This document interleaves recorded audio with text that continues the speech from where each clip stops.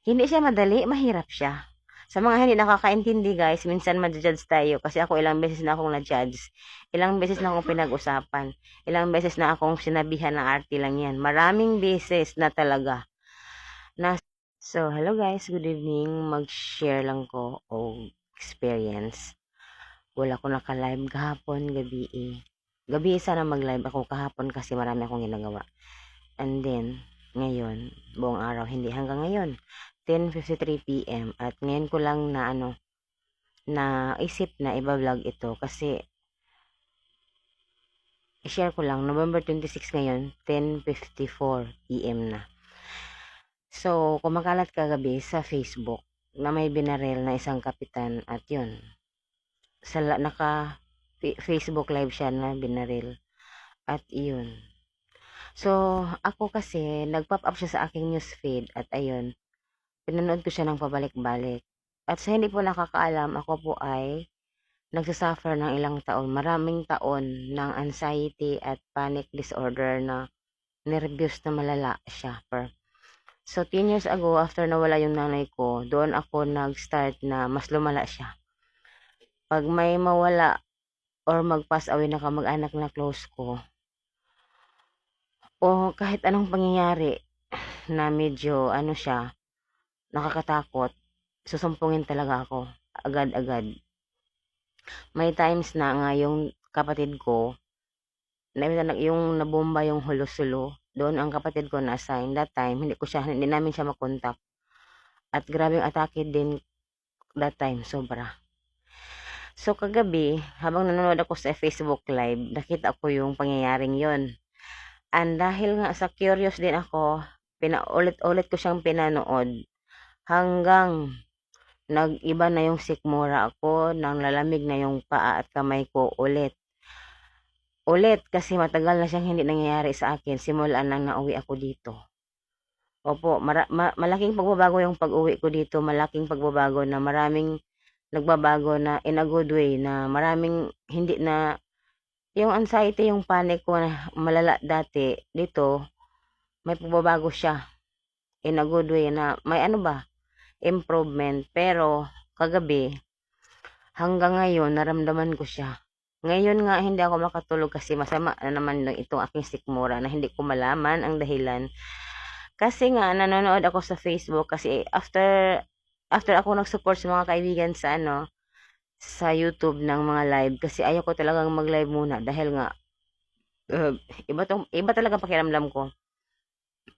So binisita nga ako kanina kasi yung pinsan kong yon may din tulad ko na nararamdaman pero mas malala itong akin.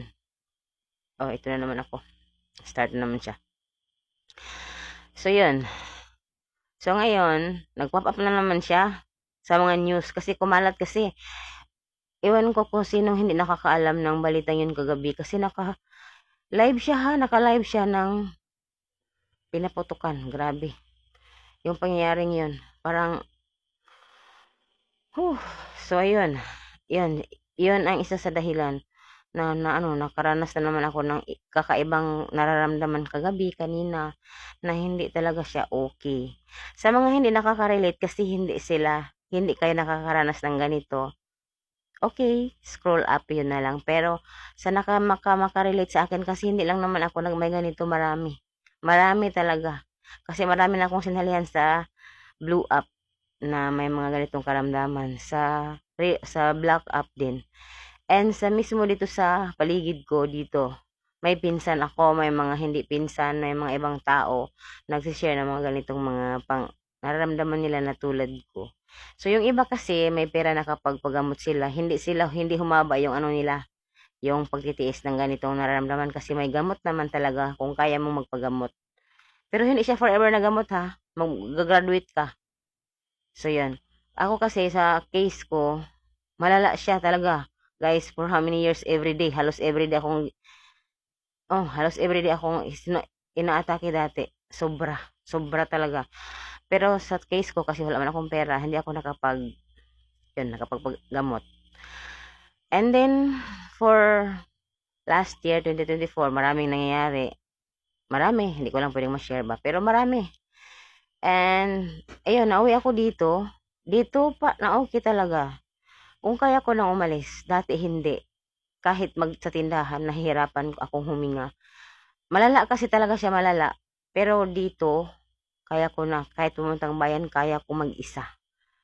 Dati, doon, saan ako galing kahit sa ibang hindi ko kayang mag-isang pumunta. Kahit malapit lang yun.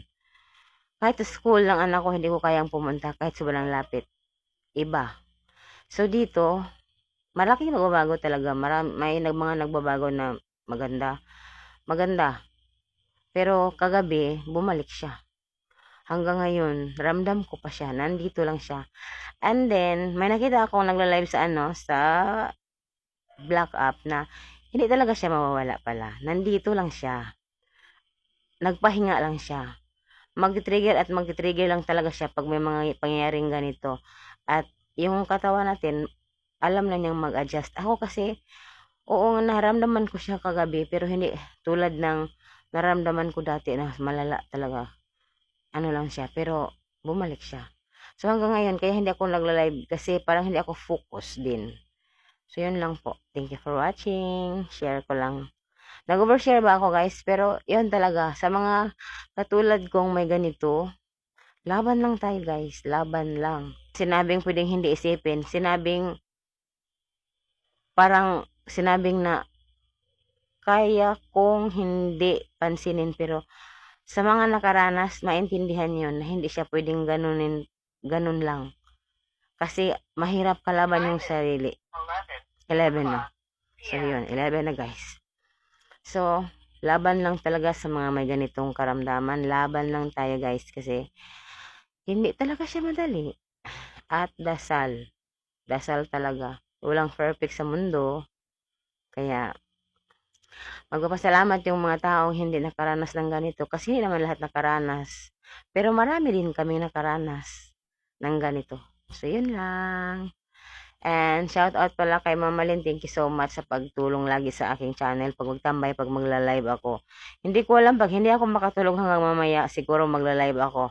Para may, para may kabuluhan itong aking hindi talaga ako makatulog. Hirap talaga guys.